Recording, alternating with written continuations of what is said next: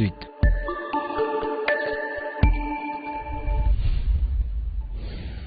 Le journal.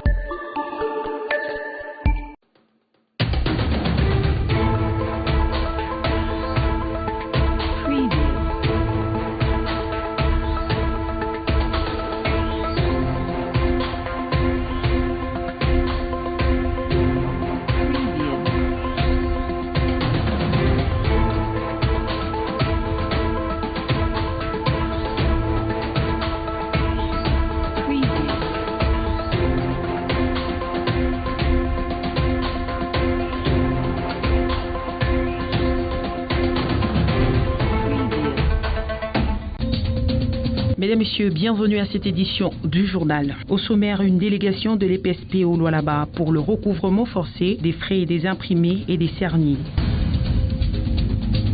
Et puis, présentation ce vendredi 30 novembre de l'entreprise désignée par le gouvernement provincial pour la réhabilitation de la route d'Ilolo.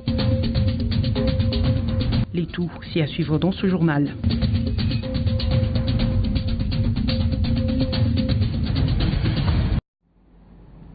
Mesdames, Messieurs, encore une fois, bienvenue dans ce journal. Une délégation de l'EPSP est en mission officielle au Lualaba. La raison de cette mission est le recouvrement forcé des frais relatifs aux imprimés et à l'identification informatisée des élèves de la CERNI. Timothée Prince Odia nous en parle. Nous te disons merci pour cette journée que tu nous as accordée. Bénis aussi, Seigneur, notre réunion pour le bien de nos enfants. Par le Christ notre Seigneur. Amen. C'est par cette raison que les différents responsables de la province éducationnelle du Lualaba ont commencé leur réunion d'évaluation avec les écoles qui organisent les classes de 7e et 8e. Faisant d'une pierre deux coups, la province a présenté des hauts cadres du ministère de l'EPSP venus de Kinshasa pour une mission. Pour Kinshasa, cette province éducationnelle ne travaille pas. Nous avons des hauts cadres de l'EPSP qui sont avec nous. Ils étaient venus pour les dossiers des imprimés et de l'identification.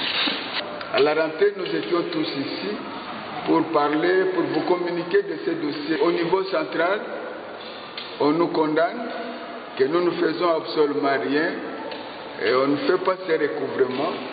Et c'est pourquoi ils ont envoyé les hauts cadres de l'EPSP pour un recouvrement forcé.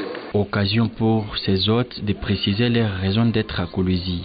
Il a été constaté donc un déficit de communication. Ce déficit de communication a engendré un déficit dans le versement des frais liés à ces deux opérations, l'opération bulletin et l'opération CERNI. C'est ainsi que l'autorité de tutelle, le ministre de l'Enseignement national, le ministre de l'Enseignement primaire, secondaire et professionnel au niveau national, a pris la décision de dépêcher dans toutes les provinces éducationnelles des hauts cadres du ministère pour deux choses. Pour le bulletin, c'est 1000 francs par élève et pour le CERNI, 1500 par élève. On va rester tout un mois ici en mission officielle de recouvrement forcé des frais de bulletin et des CERNI. Pour l'année 2018-2019, chaque parent devra verser par élève 2500 francs congolais à raison de 1000 francs congolais pour les imprimeries de valeurs, nommément les bulletins, et 1500 francs congolais pour l'identification électronique des élèves mieux connus sous les noms de CERNI.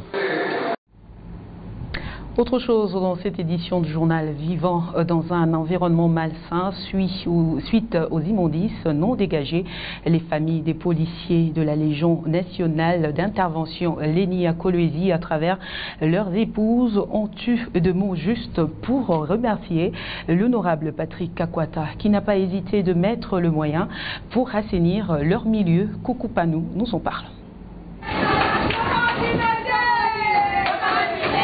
Les chants sont le plus souvent une expression de joie. Celle de ces épouses des policiers de la Légion nationale d'intervention Léni du Lualaba est commandée par les maladies qu'elles viennent d'éviter par l'action d'une personne de bonne volonté.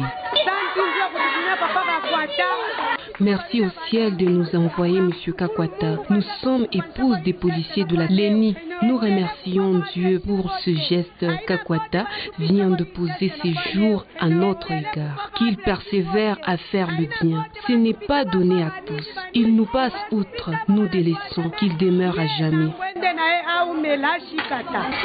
Des œuvres qui éliminent la maladie parmi les populations. C'est la raison pour laquelle nous l'aimons. Nous ne savons quoi faire à son égard. Voyez-vous même ses déchets. Pourtant, nous avons des enfants. Pour lui, nous lui souhaitons la victoire. Oubliées, ces femmes peuvent désormais avoir quelqu'un sur qui compter. Elles savent qu'il s'agit d'un choix, une option. Pensant que nous, épouses militaires, nous n'étions pas électrices, alors nous ne voterons que pour Papa Kakwata, qu'il s'éternise. À celui qui est désormais leur choix, mais aussi le choix de Kolwezi, elle formule un vœu. C'est un papa bien sans aventure. Juste pour toi, sois éternel. C'est lui qui va te refuser, qu'il meure même en plein sommeil, 100%. Tu vas gagner, sans doute, sans problème. Patrick Thierry André Kakwata Nguza, candidat député national numéro 9 et candidat député provincial numéro 12, n'est pas inconnu du pays. Ses œuvres sont tellement éloquentes dans la ville qu'on ne sait plus les démontrer. Une délégation chinoise de l'entreprise Frontier Service Group a été reçue en audience ce vendredi 30 novembre 2018 par le gouverneur de province Richard Mouyej-Manguez-Mons. Au menu de leur échange, la réhabilitation de la route nationale numéro 39 reliant ainsi Kolwezi et Dilolo. Emmanuel Casco pour ce reportage. C'est une poignée susceptible de rester sans doute historique pour les usagers de la route nationale numéro 39 entre Kolwezi et Dilolo. Une dame et des cieux chinois, c'est la délégation de l'entreprise qui a gagné le marché de la réhabilitation ensemble avec Sopeco de la RN39. Nous sommes la société Frontier Service Group. Alors notre société vient de signer un projet concernant la route Dilolo à Kolwezi avec le ministère national de l'ITPR. Pour le projet, notre société va s'occuper de la village Gandolo à Dilolo et l'autre côté ce sera effectué par la société Sopeco. Après la signature du contrat, notre société va commencer à mobiliser les fonds pour les projets parce que c'est vraiment un grand projet. On va mobiliser les fonds en même temps préparer le démarrage des travaux et pour l'installation aussi des chantiers. Donc après la saison de pluie, on va commencer le projet vers le juin 2019. Concernant les coûts, y compris les travaux de réhabilitation dans la construction et aussi de l'entretien, ça va évaluer à peu près plus de 300 millions de dollars et à peu près 2 ans.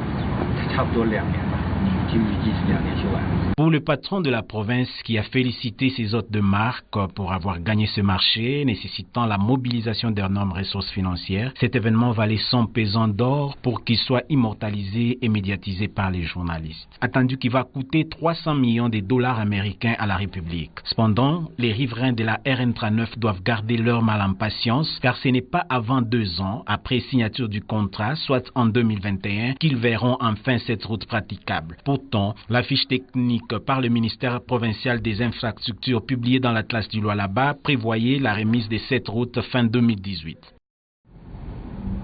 Le coordonnateur du Front commun pour le Congo, FCC, au Lualaba, Richard Mouyej-Manguez-Mons, a tenu un point de presse ce même vendredi 30 novembre 2018. Plusieurs points ont été à l'ordre du jour, à savoir réagir aux différentes questions d'actualité, remercier sa base pour l'accueil de son candidat président, mais aussi répondre aux accusations qui incriminent sa plateforme dans l'usage des élèves, du personnel et des biens de l'État à des fins électorales à Kolwezi.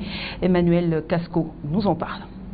Dans une classe de terminale à Kolwezi, des élèves en t-shirt d'un candidat. Volontiers ou contraints, on l'ignore. Voici aussi des bus qui ont été présentés comme appartenant à la ville. Toujours à Kolwezi, ils portent des effigies des candidats. Bien de l'État ou privé, on l'ignore. Mais dans certains camps, on accuse les Fronts communs pour le Congo. Ça fait trop comme accusation. Le Front commun pour le Congo fait usage de son droit de réponse. Ce n'est pas un scandale que ces élèves mettent les polos des candidats.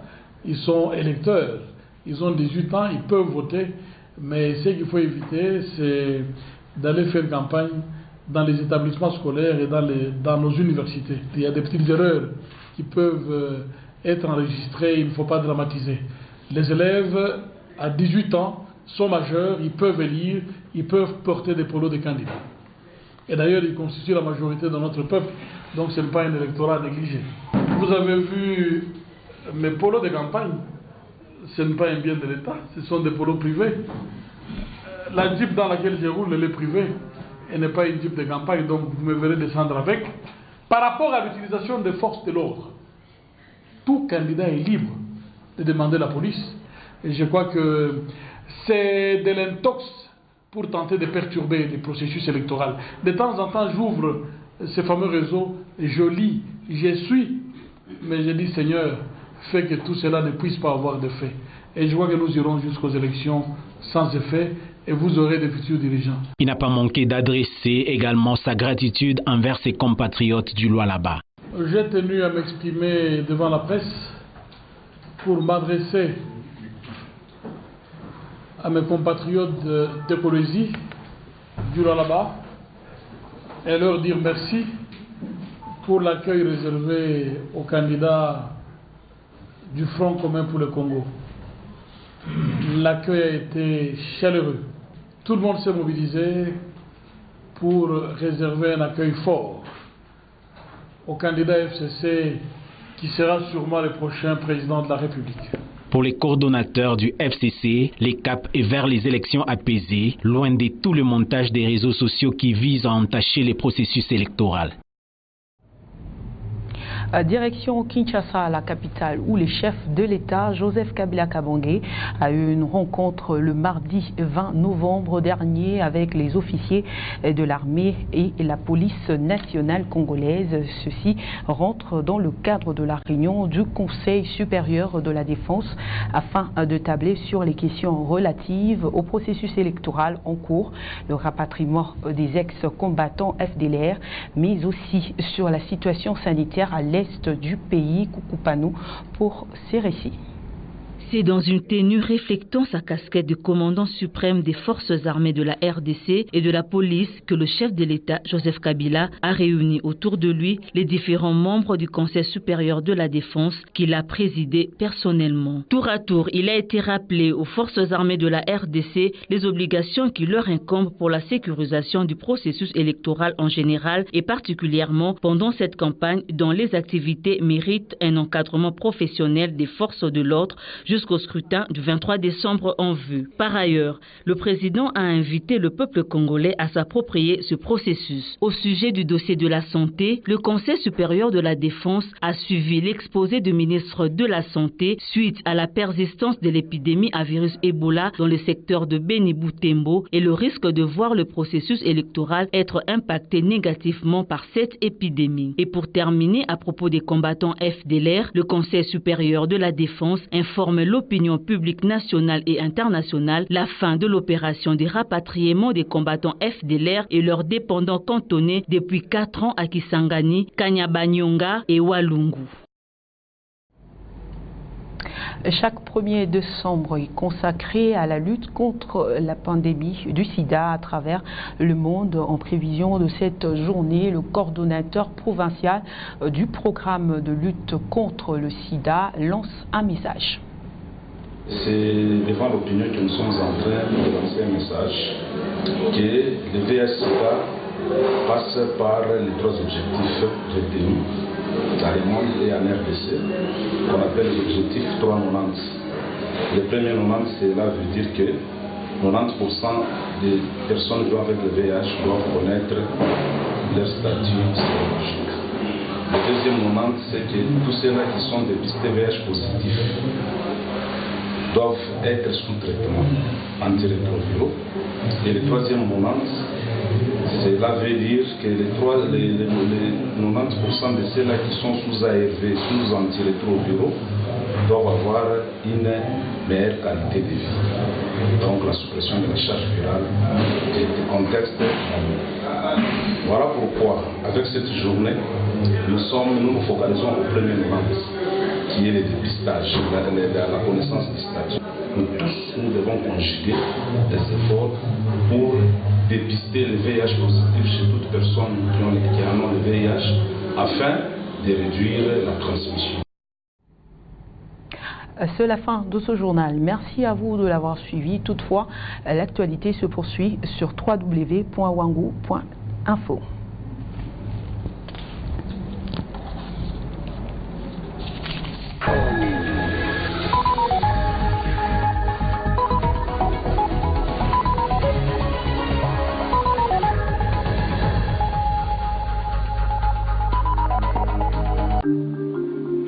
Qui fait quoi?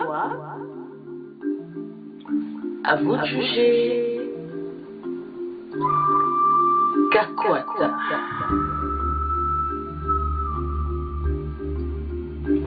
Votre serviteur. Mutoto wa Kolwezi. Kakwata. L'homme du peuple. Encore et toujours à vos côtés. Il n'est pas tard. Nous pouvons encore espérer. Tous ensemble. Kesho usiku. Lamuka. Pamoja jenge Kolwezi yetu. Sisi kwa sisi.